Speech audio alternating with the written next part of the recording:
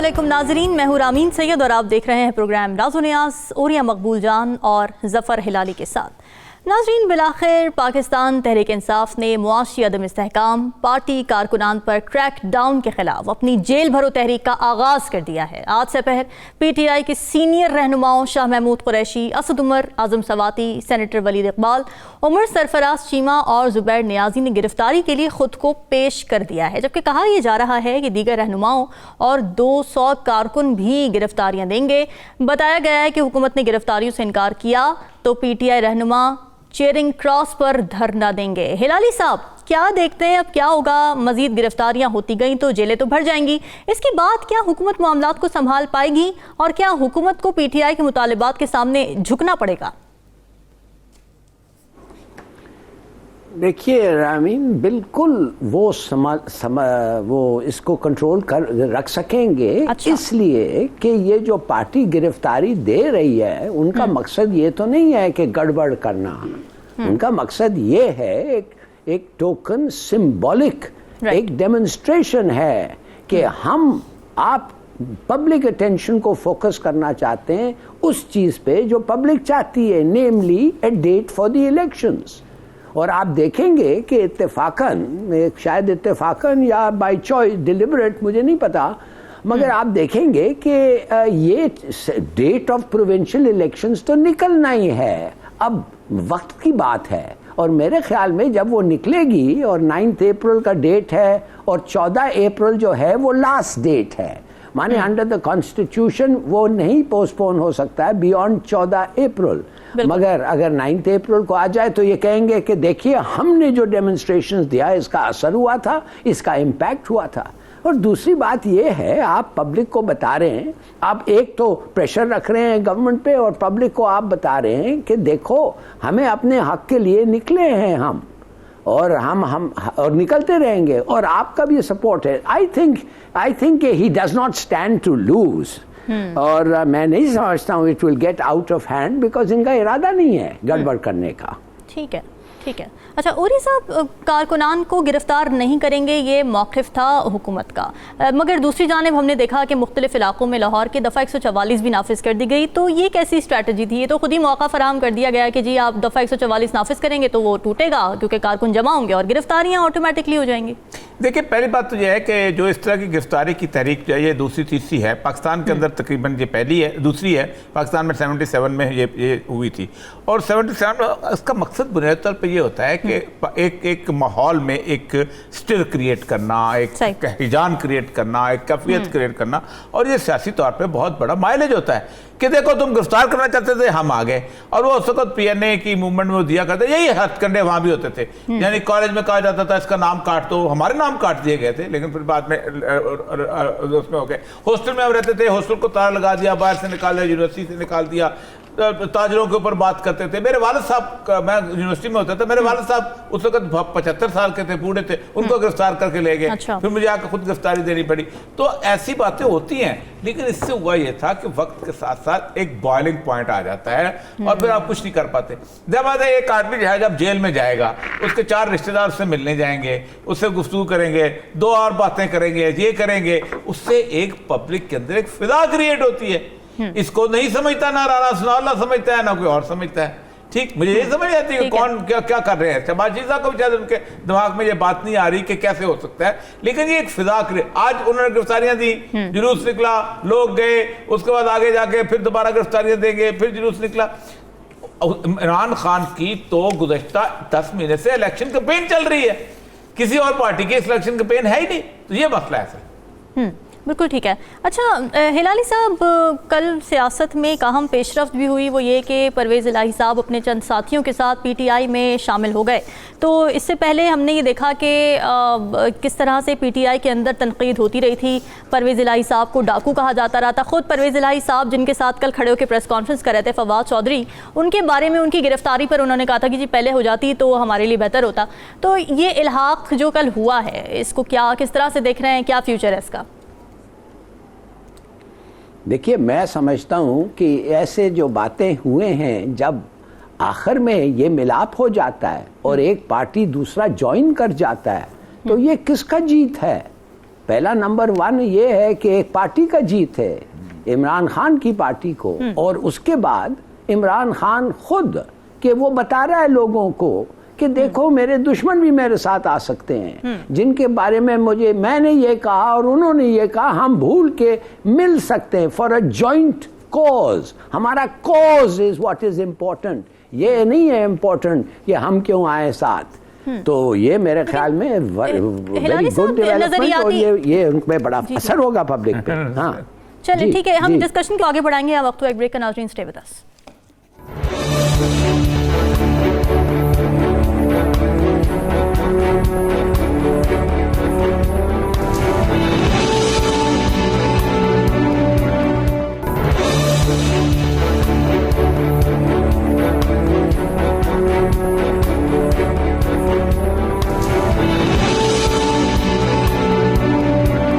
नाज़रीन, बलूचिस्तान के ज़िला बारखान में लर्ज़ा खेज़ सानहा रोनुमा हुआ, जिसकी जितनी मज़म्मत की जाए कम है। गरीब तबके के लिए इंसाफ की फराहमी किस कदर मुश्किल काम है, ये वाक़या इसी बात की अक्कासी करता है। खान मोहम्मद मरी जो कत्ल होने वाली खातून के शौहर हैं, उनके मुताबिक उनकी फैमिली 4 साल से सरदार अब्दुर्रहमान की निजी जेल में कैद है, लेकिन कुछ मदद नहीं की गई है। जबकि पुलिस के सरबराह ये कह रहे हैं कि उन्होंने पहले भी एक बार छापा मारा था, लेकिन निजी जेल नहीं मिली, जबकि 5 बच्चे अब तक लापता हैं।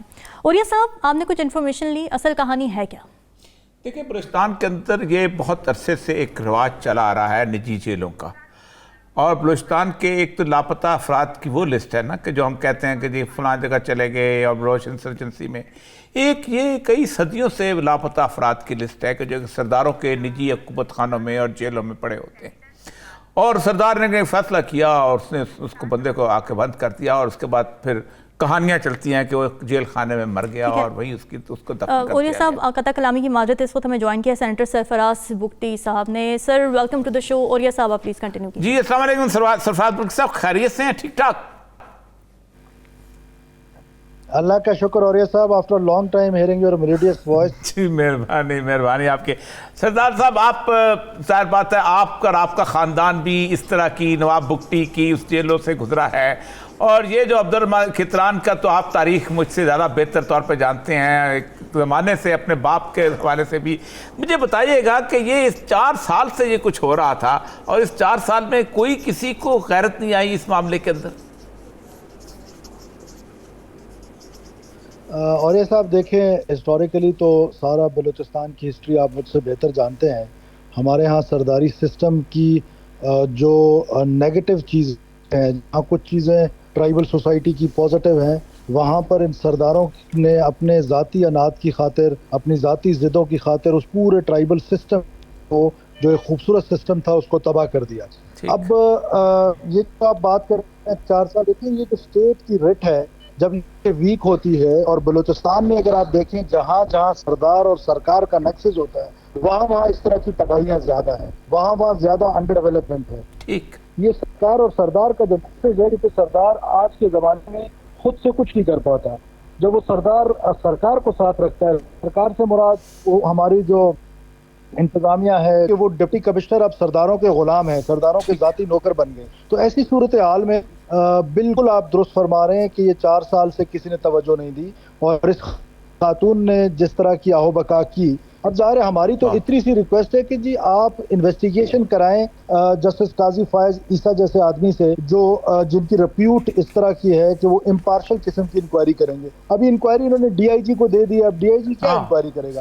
अगर सरदार अब्दुर्रहमान केतरान जो है वो नाहक इस मसले में फंसे हुए हैं, भी अल्लाह करे कि उनको कमीशन जो है वो साफ कर दे। हम सारे लोग जो है वो माफ़ी मांगेंगे कि जी गलती हो गई है। लेकिन इस तरह अगर हुकूमती इन्फ्लुएंस को, पुलिस को, या DC बारकान से अब क्या इंक्वायरी कराएंगे? DC बारकान तो जो है वो कंप्रोमाइज्ड है, हमारा दोस्त है लेकिन वो कंप्रोमाइज्ड है, वो बेचारा क्या कर लेगा? और हमारे यहाँ जो ट्रांसफर पोस्टिंग्स है वो सारी पॉलिटिकल बेस पे होती है। जब MPA चाहता है तो वो DC रहता है, जिस दिन MPA नहीं चाहता। और गवर्नेंस का जो मौजूदा सूरत हाल में हमने दी हुई है, जो मौजूदा गवर्नमेंट है, तो मैं नहीं समझता कि यहाँ पर कोई बेहतरी की उम्मीद है। यही अगर वज़ीर आला जाम कमाल होता तो इस वक्त डिफरेंट होती है। जी बिल्कुल दुरुस्त सुना। जाम कमाल साहब की बात बिल्कुल मुख्तलिफ थी और वो वाकई एक सिस्टम के खिलाफ एक बहुत बड़ा जैसे कहते हैं नारा बनने थे। असल मसला इस वक्त यह है कि लेवीज तो कंप्रोमाइज़ होती ही होती है, सबको पता होता है। डिप्टी कमिश्नर वाकई कंप्रोमाइज़ है, वो बारकान में वहाँ क्या करेगा वहाँ पर। अच्छा, एक क्या मलेशिया को ले जाके, क्योंकि एक बलोची हाल में लोगों को पता तो होता है कि कहाँ रखा हुआ है किसी बंदे ने। अब एक जैसे कहते हैं हो रहा है, आई वॉश हो रहा है, उसके कोयटे वाले घर के अंदर जाके छापे मारे जा रहे हैं, रात को वीडियो दिखाई जा रही है। आप क्या समझते हैं, इंक्वायरी से ज्यादा फौरी एक्शन और जान बचाना बहुत जरूरी है इन 5 लोगों की? देखिए, बात इतनी है कि अगर आप देखें हिस्टोरिकली सबसे पहले लेवीज को कंप्रोमाइज किया गया, फिर तहसीलदारों को किया गया, फिर असिस्टेंट कमिश्नर्स को, फिर डीसीज को, फिर डीपीओज को, सो एंड सो ऑन। ये एक लंबी दास्तान है। जहां तक बात है मुख्तलिफ बाजियाब करने की, ऐसा सिर्फ अपनी आंख टेढ़ी कर लेना तो 1 घंटे के अंदर अंदर जो है वो बाजियाब हो। ट्राइबल सोसाइटी ने कौन ऐसा कैसे हो सकता है कि कोई बाजियाब ना करा सके? इंटेंशन ठीक नहीं है। जब गवर्नमेंट जो है वो सपोर्ट कर रही है और सिटिंग कैबिनेट के मेंबर को, तो मेरा नहीं ख्याल कि चीजें जो है वो आगे चल सकती हैं। इसमें बुनियादी बात यह है कि स्टेट के जो इदारे हैं, स्टेट एज अ स्टेट वो अपना किरदार अदा करे। स्टेट के जो राइट टू लिव है वो हर इंडिविजुअल का है, चाहे वो सरदार है या चाहे मेरी तरह का नॉन सरदार है। गरीब की भी उतनी राइट टू लिव जो है वो इम्पोर्टेंट है जितनी किसी सरदार। अच्छा भुट्टो साहब, एक और बात, ये निजी जेलें जो है ये कोई अच्छा एक और बात बड़ी अहम है कि जो कॉम्परस सरदार है हमारे, वो शायद सरदारी बचाने के चक्कर में या इस चक्कर में नहीं बोले, उनकी तरफ से कोई स्टेटमेंट नहीं आई कॉम्परस सरदारों की तरफ से। देखिए, ये अलमिया है कि कॉम्परस सरदार हों या फेडरल प्रेस सरदार हों, इस वक्त तक किसी सरदार का बयान मेरी नज़र से नहीं गुजरा जब हम बात कर रहे हैं। ये बड़ा अलमिया है। मुझे लगता है कि ये क्लास जो है वो अपनी क्लास को प्रोटेक्ट कर रहे हैं, और क्योंकि अगर ये सिलसिला चल पड़ा तो ये यहाँ खेतरान तक नहीं रुकेगा, शायद ये बहुत दूर तक जाए। अभी इस वक्त भी नवाब ब्राह्मणचक बुकटी, जो अपने आप को नवाब कहता है, उसके जो कैंप्स हैं उसमें 5 से 6 बुकटी इस वक्त भी पिछले 6 महीने से उनकी जेलों में बंद है। और वो अकूबत खान एक वहां से मर के आ गया, उसकी डेड बॉडी आ गई। साले जब किसी ने एक बात की है तो ये क्लास और क्लास की जंग है। मिडिल क्लास है वो बेचारा वो बचा रहा है, लेकिन सरदार क्लास है वो सरदार एक दूसरे को प्रोटेक्ट किए रखेंगे, और ये सदियों से किए जा रहे हैं। ठीक है, सरफराज बुकटी साहब आप फिर साथी साहब आप हमारे साथ हैं।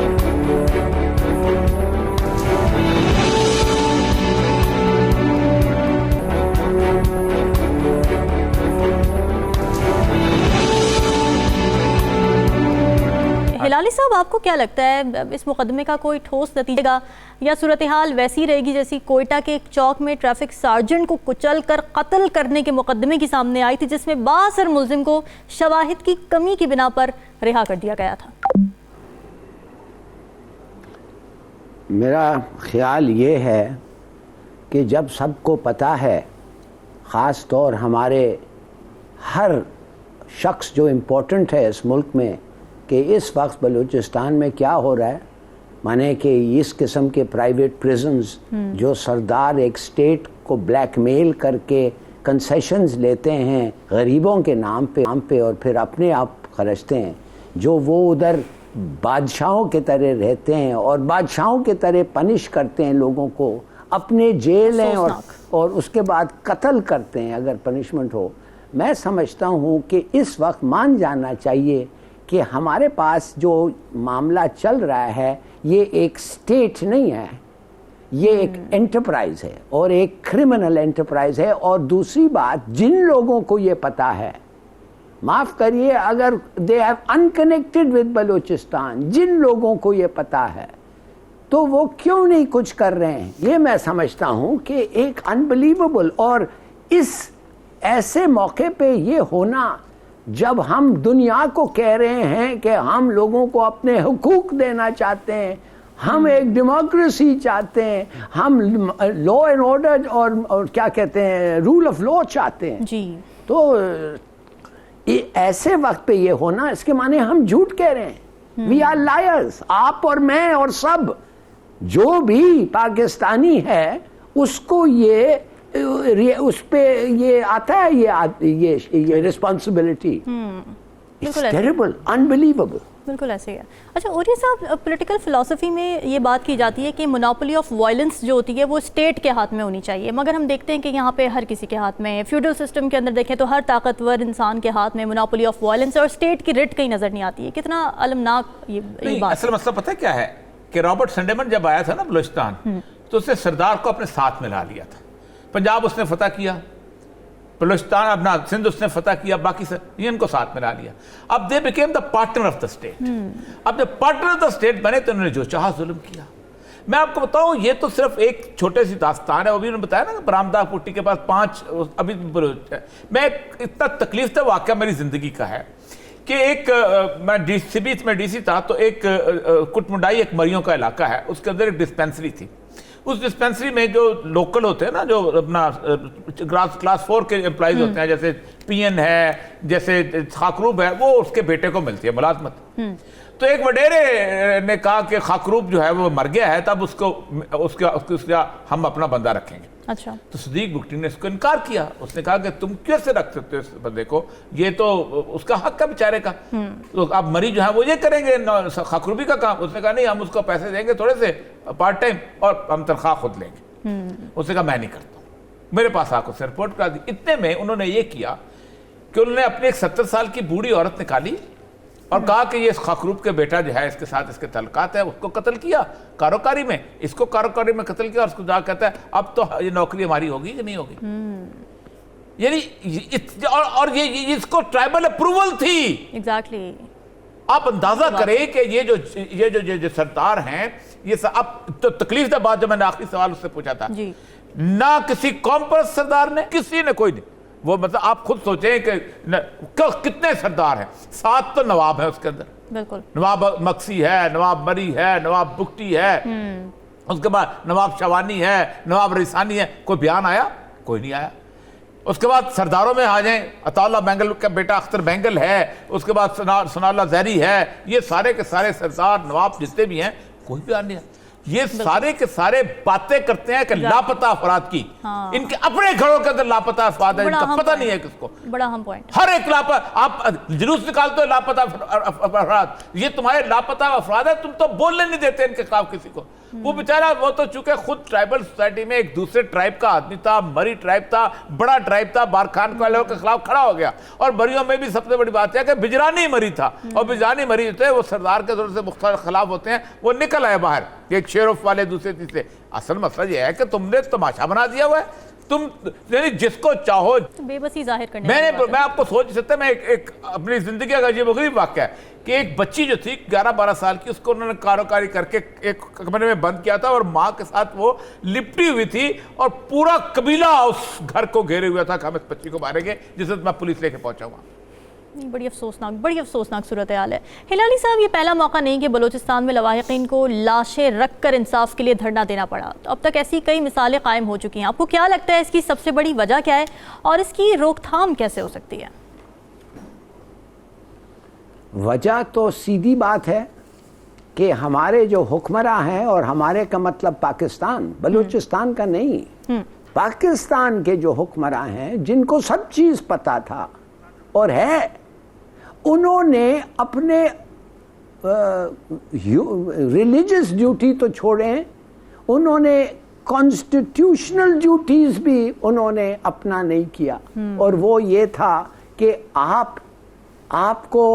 आपने लोगों को वादा किया था 1 मैन 1 वोट, मिसाल के तौर पे आपने दूसरे जगह लोकल सिस्टम्स लगाए, क्यों नहीं आपने सरदारी सिस्टम अबॉलिश किया? ये औरिया साहब सही कह रहे हैं। ये इसलिए नहीं किया कि वो सरदार उनको चाहते थे, उन्होंने रखा है उनको to do that dirty beneficiaries हैं। ये कैसे हो सकता है कि हिंदुस्तान में एक राजा एक महाराजा नहीं रहा, एक निजाम वोदाम छोड़ो कुछ नहीं रहा, उन्होंने अबॉलिश कर दिया और एक कॉन्स्टिट्यूशन दे दिया और लोकल गवर्नमेंट। इस वक्त बलूचिस्तान में सरदार के जगह में लोकल गवर्नमेंट इलेक्शंस होने थे।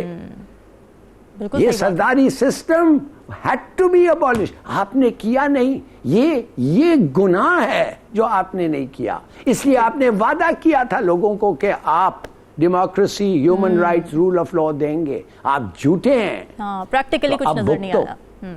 और आप बिल्कुल। भुगत रहे हैं। बिल्कुल ऐसे ही। नाज़रीन, डिस्कशन का सिलसिला जारी है तो एक ब्रेक का, stay with us.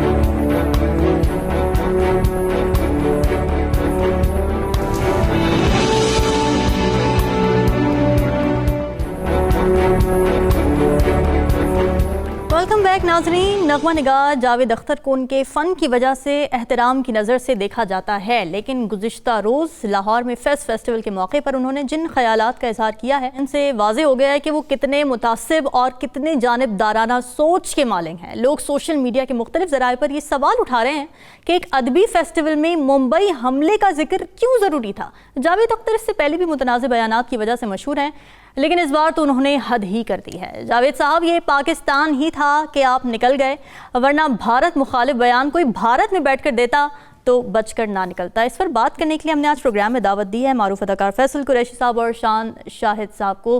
Sir, welcome to the show both of you. Orya साहब, आप प्लीज़ कंटिन्यू। मैं ज़्यादा बात नहीं करना चाहता। इससे इनकी अपनी बेगम साहब हैं शबाना आज़मी, उनको बॉम्बे में घर नहीं मिला था इसलिए कि वो मुसलमान थे। 2008 में मुसलमान 2008 में घर नहीं मिला था और बड़ी चीखती थी कि मैं मुसलमान और मुझे घर नहीं दिया जाता। ये बात आपकी क्या नुसरत फतेह अली खान जो शो करता है, क्या इस तरह की इसने किए यहाँ वहां कर सकता था? कोई अलाउ करता था? हालांकि जितने हमारे दुख हैं किसी और के दुख नहीं। हमारे पास तो कुलभूषण जो है वो जिंदा मौजूद है जहां पड़ा हुआ है। बहरहाल चांद साहब, अस्सलाम वालेकुम जी। वालेकुम अस्सलाम। ओरिया साहब, बहुत खुशी होती है जब भी आपसे गुफ्तगू होती है, बहुत इल्म मिलता है, सीखने को मिलता है। बस अनफॉर्चुनेटली ऐसे इवेंट्स पे हमें बात करनी पड़ती है। जी हाँ, जी हाँ। तो बड़े ओरिया साहब, जैसा कि आप जानते हैं, मेरा खुद राइटर घराने से ताल्लुक है। मैं एक्टर जरूर हूँ, लेकिन मेरी जो नजरें हैं वो कल्चरल सरहद पे जरूर लगी रहती हैं। और जब भी कोई आके यहाँ पाकिस्तान में ऐसी अल्फाज गर्दी करता है, जैसे मेरे ख्याल में अल्फाज गर्दी जो है वो दहशत गर्दी से बड़ा होना चाहिए। बिकॉज एक आइडियोलॉजी आप एक मुल्क में फैला के जाते हैं जिसका नुकसान ज्यादा होता है। तो मेरे ख्याल में सबसे पहले तो मैं ये कहूँगा कि इनको पहले अपने गिरबान में झांकना चाहिए कि अगर मुसलमान कहलाते हैं तो इनको कश्मीर के जो मुसलमान हैं उनके ऊपर देखना चाहिए, कुछ लिखना चाहिए, कोई नज़्म लिखनी चाहिए। शायर तो आज़ाद होता है इन सारी गुलामियों से, तो ये कौन से, मेरे ख्याल में ये फिल्मी गीत लिखने वाले शायर ही हैं, इसलिए इनको गुलामी के तौक पहन कर ये लिखते हैं। तो इनको जिन कातिलों का पता है उनको तो पहले तस्वीर किरदार तक पहुँचाएं, इससे पहले कि ये तलाश में निकल पड़े कि दुनिया की सियासत क्या है और पॉलिटिक्स क्या है। हम तो अभी अपने जख्म दिखा ही नहीं रहे। हमने तो आपको गुडविल जेस्चर में आपके पकड़े हुए लोग भी आपको वापस किए कि नहीं यार, हम अमन चाहते हैं, हम इस खित्ते में अमन चाहते हैं। लेकिन अगर इनको इस बात की समझ नहीं आ रही और ये इस तरह उकसाते रहेंगे, क्योंकि मैंने बहुत पहले देख लिया था कि फैज फेस्टिवल में इनकी तस्वीर लगी हुई थी, तो मुझे कोई, मैं इस तरह का कोई फंडो नहीं कि मैं आर्ट और इन सब चीजों को समझता हूँ। मैं खुद एक आर्टिस्ट हूँ, मैं एक आर्टिस्ट घराने में पैदा हुआ हूँ। मैं कोई, अगर वतन के इश्क को यहाँ पे फंडो कहा जाता है तो मैं वो हूँ। मैं इस वतन के इश्क में गिरफ्तार हूँ और मेरे लिए मेरी शनाख्ती कार्ड पे वल्दियत का नाम नीचे लिखा हुआ है, ऊपर इस्लामी जमहूरिया पाकिस्तान। बिल्कुल ऐसे। तो मैं सबसे पहले ये कहना चाहूंगा कि मुझे बड़ा दुख हुआ कि इनको वीजा किसने, सबसे पहली बात तो मैं ये पूछना चाहूंगा कि इनको वीजा किस बेसिस पे दिया गया? क्या कोई एनओसी साथ दिया गया? कि आप कोई सियासी बात नहीं करेंगे, आप अपनी नज़में पढ़ें, हम आपके साथ हैं, आपकी सुनते हैं। दुख मैं इस तरफ, क्योंकि मेरे कुछ यहाँ के जो लोग हैं, जो फनकार हैं, मुझे उन पर भी बहुत दुख है, लेकिन मैं फिर भी उनको माफ करता हूँ इसलिए क्योंकि वो पाकिस्तानी हैं। बिल्कुल ठीक है। अच्छा, फैसल कुरैशी साहब भी हमारे साथ इस वक्त मौजूद हैं। फैसल साहब, कहा जाता है कि आर्टिस्ट अमन का पैगंबर होता है, मोहब्बतें फैलाता है, लेकिन यहाँ तो जावेद अख्तर ने दोनों ममालिक के कशीदा मामलात को सुलझाने के बजाय जल्दी पर तेल डालने की कोशिश की है। तो ये कैसा तरीका है दूरियां खत्म करने का? असल में मसला, सबसे पहले तो अस्सलाम वालेकुम। आपको याद होगा औरिया साहब, कायदे आज़म ने कहा था कि वो तमाम मुसलमान जो हिंदुस्तान में रहेंगे उन्हें बार बार अपनी वफादारी साबित करनी पड़ेगी उस मुल्क में रहने के लिए जी। मसले मसाइल इन बेचारों के साथ यही है। मैंने भी जब कल रात को ये देखा, सुबह उठ के वीडियो बनाई और मैंने भी इंस्टा पे लगाया, मेरी भी जावेद साहब से यही सवालात थे। उन्होंने जो बात की मुंबई हमले की, उसके बाद वहां पे तो आपको पता है, मैं तो ये बार बार बात बताता हूँ, कबूतर भी चला जाए तो उनको जासूस लगता है, तो क्या कह सकते हैं। फिर उसके बाद जब इन्होंने ये सर्जिकल स्ट्राइक की बात की जिसमें अभिनंदन पकड़े गए थे, तो इन्होंने अभिनंदन के उसको एनकाउंटर करने के लिए उन्होंने एक तस्वीर वहां पे लगाई, और वो तस्वीर हमारे फाइटर पायलट हैं शहबाज, उनकी थी कि जी इनको मारा गया है। इत्तेफाक ये हुआ 3 महीने बाद मेरी शहबाज साहब से मुलाकात हो गई एक बेस पे। अच्छा। और मैं उनको देखता रहा, मैंने कहा यार आपको तो शहीद कर दिया गया था। तो कहते हाँ मैं यहाँ भूत बन के फिरता हूँ। तो फिर मैंने उनकी तस्वीर खींची और मैंने ट्विटर पे लगाई, और इनके जो कोई बहुत बड़े एंकर हैं, गोस्ट पायलट बन गए वो, यानी। हाँ, तो इस तरह की असल में देखिए ये लोग ना बहुत ये फिल्मी दुनिया में रहने वाले लोग हैं। इस पे भी हम ना मूवी बनाते हैं, ये बड़ा अच्छा एक आइडिया मिल गया गोस्ट पायलट पे। वो हम क्या बनाएंगे वो पहले बना देते हैं, और वो इस तरह की फिल्म बना देते हैं कि आप सोच भी नहीं सकते। पर मिशन मजनू किस्म की मूवी। हाँ, तो दुख भी होता है, तकलीफ भी होती है, बिकॉज वो सारा कुछ कहने के बाद फिर एक रात वहां पे आफ्टर पार्टी थी जहां पे तमाम लोग मौजूद थे, पैरों में ऐसे मौजूद थे जावेद साहब के कि वो शायद उनको उठा के वहां से ले जाएंगे और हिंदुस्तान में काम शुरू करवा देंगे। जो कुछ हमारे वो अदाकार जो हिंदुस्तान में थे उनके साथ वहां पे हुआ, जिस तरह से उनको निकाला गया। और फिर जावेद साहब ने ये भी कहा कि हमने नुसरत को बुलाया, मेहदी हसन साहब को बुलाया, आपने लता जी को नहीं बुलाया। ये मेरी बात पूरी होने दें। लता जी खुद नहीं जाती थी, उनको मैं वीडियो जरूर भेजूंगा जावेद साहब को, जिसमें मैडम नूर जहां लता जी के घर में खाने बना रही हैं। फिर उसके बाद हमारे यहाँ जगजीत साहब आते रहे, हमारे पास सोनू निगम आए, हमारे पास और बहुत सारे फनकार आए। तो ये फनकारों का और गुलकारों का इसमें कोई मसला नहीं है। They really want to perform। अच्छा, असल सवाल फैसल साहब और शान दोनों के साथ यह है कि फैज अमन मेला में बहुत सारे लोग बैठे हुए थे, बड़े उनकी इज्जत है, फैज साहब की वजह से हम तो इज्जत करते हैं। क्या उस वक्त किसी शख्स की इस वतन के साथ मोहब्बत नहीं जागी? उनके लोग बैठे हुए थे सारे, तालियां बजा के हंसते हुए। बिल्कुल और साहब मैं आपके साथ हूँ इस बात में। ये अथॉरिटीज को जरूर देखना चाहिए कि ये जो इन्वाइट करते हैं, क्या ये कोई NOC जारी करते हैं, क्या आप लोग कोई पोलिटिकल बात नहीं करते। अगर ये नहीं कर सकते, अगर ये बोझ नहीं उठा सकते किसी का, तो इनको चाहिए कि ये आवाम के जो जज्बात हैं मजरू ना हो। वो इस तरफ हम नहीं चाहते कि हम इस तरफ पोएट्स और लोगों को, हम वैसे नहीं है जैसे ये हैं। तो मैं नहीं चाहता कि हम चाहते हैं कि आप आएँ अपनी बात करें, लेकिन ये बात जरूरी नहीं कि आप इस तरह करें। दूसरी बात ये कि इनको वहाँ पे एक भी, क्या ये कोई पैशन है कि पाकिस्तान को डिस्क्रिमिनेट करना या इसकी इज्जत ना करना या इसके खिलाफ जो बोले उसको रोकना, क्या ये कोई फैशन है? क्या ये हम एक कौन से एवोल्यूशन या रेवोल्यूशन या हम चल रहे हैं? ये कौन सी एवोल्यूशन है, ये कौन सी लिबरेशन है कि जिसमें आप अपने बड़ों की बात पे आप में हिम्मत नहीं है कि आप उनके सामने बात कर सकें?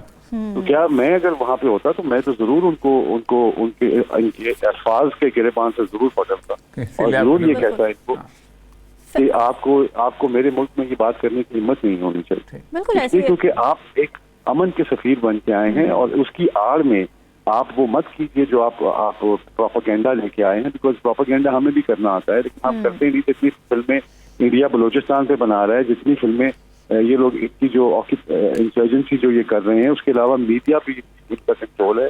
अनफॉर्चुनेटली हमारे कल्चरल बॉर्डर्स बिल्कुल खुले पड़े हैं, हमारे वहाँ पे कोई किसी का ध्यान नहीं है, चाहे वो Z5 हो या कोई और प्लेटफॉर्म हो जहाँ पे धूप की दीवार जैसी फिल्में बन रही हो और उसमें ये बताया जाए कि इंडियन शहीद का बेटा और पाकिस्तानी शहीद का इंडियन शहीद का बेटा और पाकिस्तानी शहीद की बेटी की लव स्टोरी के ऊपर ये फिल्में बना रहे हैं। तो ये किसने देखना है? ये सब कुछ हमने नहीं देखना। अगर हमारी जो सियासत है या रियासत है, अगर वो बिजी है किसी काम में, तो ये एज ए पाकिस्तानी मेरा अथॉरिटी है कि मैं अपनी कल्चरल बॉर्डर्स को देखूं और उसमें देखूं कि मेरी जो फ्यूचर जनरेशन हैं वो उनको किस माइंड सेट पे कन्वर्ट किया जा रहा है। कौन सी चीज ऐसी है जो आप देखिए कन्वेंशनल वॉरफेयर में तो आपको दुश्मन नजर आ जाता है, लेकिन unconventional warfare, first generation warfare है। शान साहब यही सवाल लेके मैं ज़रा फैसल कुरैशी साहब की तरफ भी जाना चाहूँगी। फैसल साहब, वहाँ पर कोई एक भी शख्स ऐसा नहीं था जो कि कंडेम करता है इस बात को? अदील हाशमी साहब भी वहीं पे बैठे हुए थे, उनके साथ वो मॉडरेट कर रहे थे,